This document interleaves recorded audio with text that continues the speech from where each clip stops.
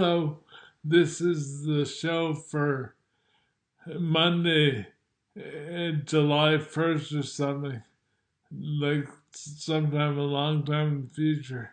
And I'm I made a resolution to uh, not do a picture of myself, and I put together two shows, but neither of them is going up. So we're on to this one. That's just how it is. And what's the topic? I don't know.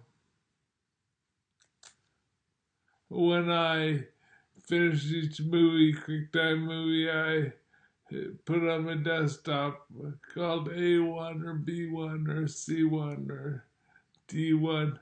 But I made a mistake yesterday and I chose the same letter that it already used. And I think, I don't know where those files went, but they're confused and lost, maybe. It's all up there right now because I could see a future where maybe Tesla cars will take over and maybe the deserts will get planted out. So there's lots of greenery to fix carbon. But what happens next? That's the interesting question. So there's this future, and clean water's been provided for everybody as a human right, and Tesla cars everywhere, or some competitor to the Tesla, but the electric cars are everywhere. And, the world is only going up in parts per million carbon, about 4 or 5 a year. Like for years, it's only been 4 or 5, but probably it's going up a little bit. And with enormous effort, we'll probably be able to bring it down to 4 or 5. Like the 350 parts per million movement is quite big. We're at like 420 parts per million right now, I think. And it's going up really fast. I mean, we're making some efforts. Maybe America's not trying, but everybody else is trying pretty hard. And that'll be, so we're talking about this future where that's under control, or maybe coming down a bit. That would be interesting. What would it take to actually bring that number down? Well, you'd have to.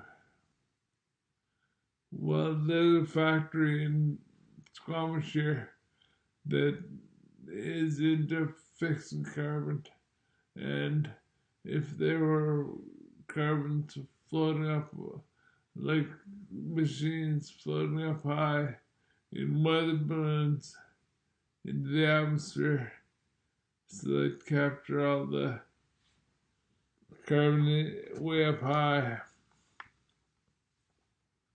that might bring down the number a bit. Man, it's a dodgy problem. As long as people go to Mars and start terraforming, then maybe people get the idea that living on Earth is kind of good. Don't know.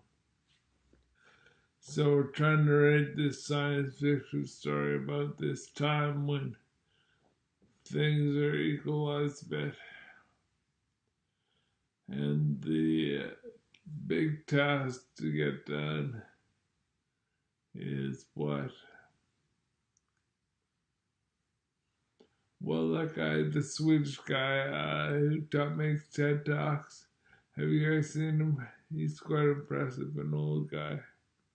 Well, he's over 60, and he's, talking about statistics over the ages. And really, it's kind of a good talk. Like,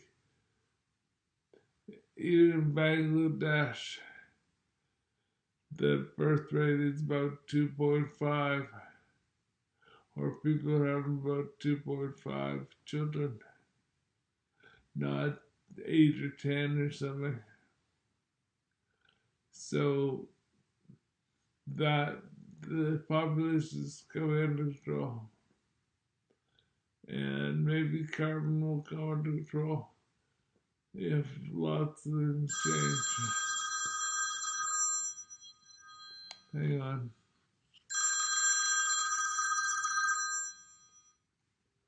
Hey, Sue. How's it going?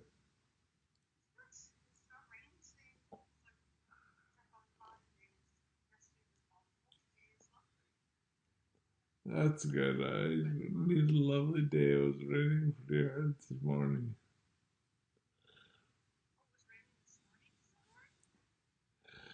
It's nice now.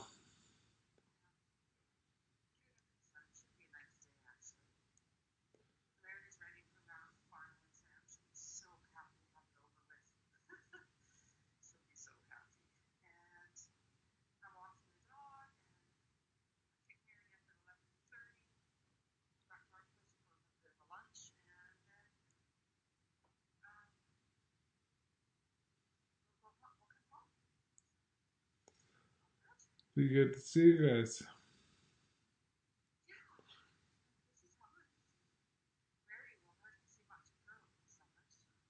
No, I'm okay.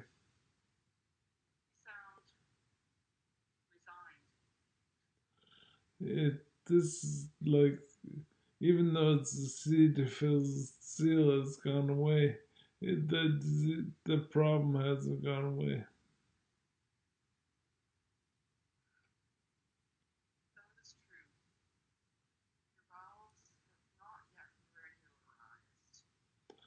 No.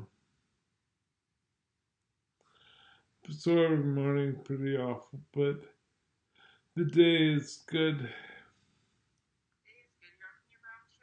Yep. Yep. Yeah. You're right.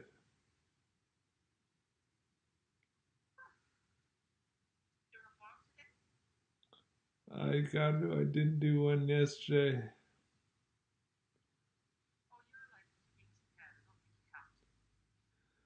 Yeah.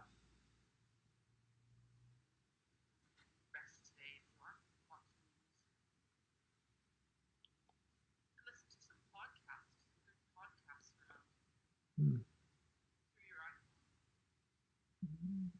Don't know.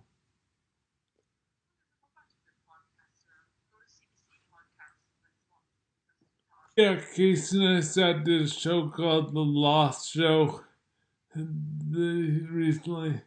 That was about a show he'd lost. And really, some of these licks are things that I tried to put in shows, but things are kind of hard to find right now. It's like, I think that this has been done for, but maybe not. So what am I talking about? We're talking about a future where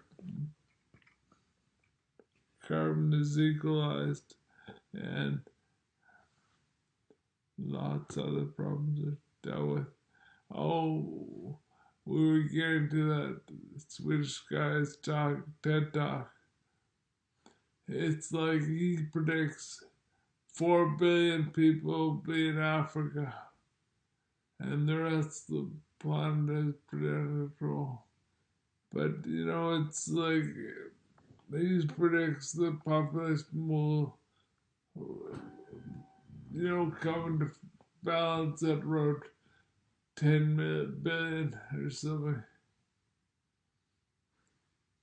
I don't know. Maybe that's true.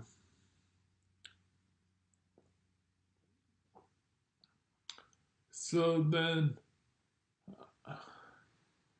yeah, and everybody's driving Teslas, and the desert is booming, and well, like a place to live is still really expensive.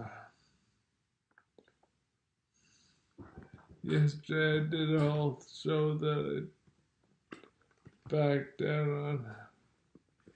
Oh, tiny homes. Tiny homes are quite cool.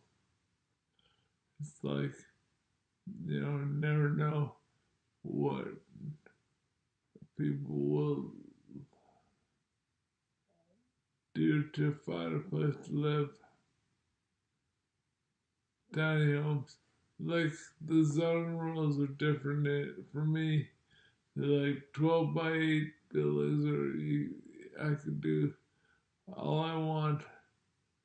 But they're always, like, when I look at the web, look at YouTube, people talking about tiny homes. They're like 20 by 8, 24 by 8. We're talking about, it's the trailer width. The house is built on a flatbed trailer, but it's long. Anyway, I backed down on that tiny home thing. I think it kind of, well, that's really important. Like, who cares about starving people in Africa if Joe's down the street here don't have a place to live? I mean, they mostly do. Those. They're old now, my Joe friends. They're like over 50 or close. And by then they figured out some stable way to live. Maybe renting, or maybe they lucked into some kind of ownership deal. But the bottom line is it's really super hard for average creative people to actually find a place to live. I mean, the whole tiny home thing got out of control. I've downloaded about 7 or 8 movies, and I was going to make a whole show on it, but the bottom line is it's really hard to come up with money to do anything. It's like, I'm talking about a future, but really,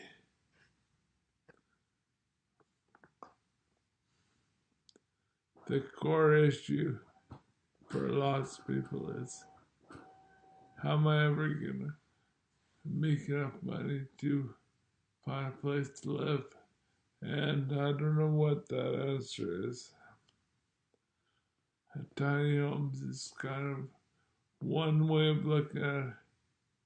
But I mean, in BC, 85% of our land is owned by the government, and it's, forestry land. So there's only 15% of land. I don't know, the whole idea of punishing people and saying they have to live in a tiny home is kind of cruel, because we have lots of land. There's no need for that stuff.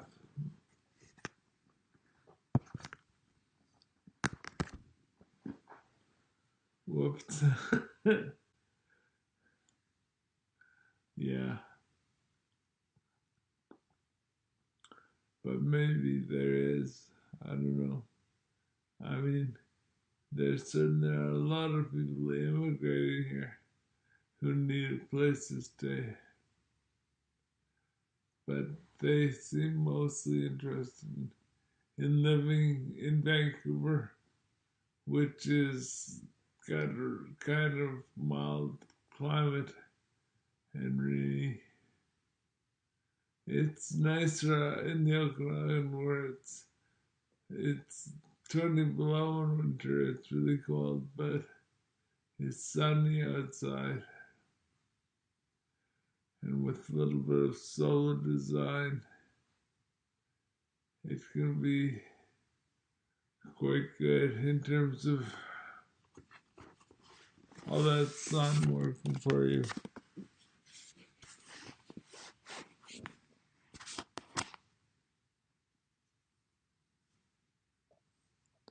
And land's really cheap up there.